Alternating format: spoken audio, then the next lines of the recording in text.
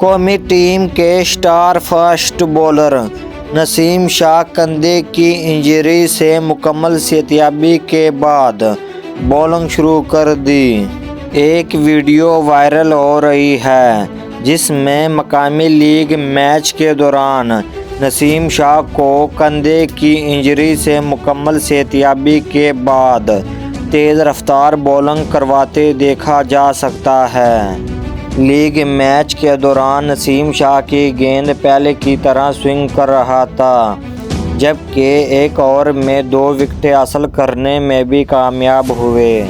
Instagram پر نسیم شاہ نے اپنی bowling کی ویڈیو شیئر کرتے ہوئے کم بیک پر اللہ تعالیٰ کا شکریہ ادا کیا۔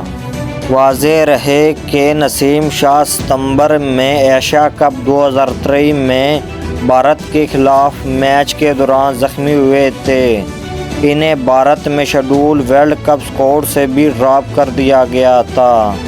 پاکستان سپر لیگ PSL کے نویں ایڈیشن کے آغاز سے قبل فاسٹ بولر مکمل صحتیاب ہو چکے ہیں اور یونٹ میں اپنے بھائی انین شاہ کے ہمراہ اسلام آباد یونائیٹڈ کی نمائندگی کریں گے۔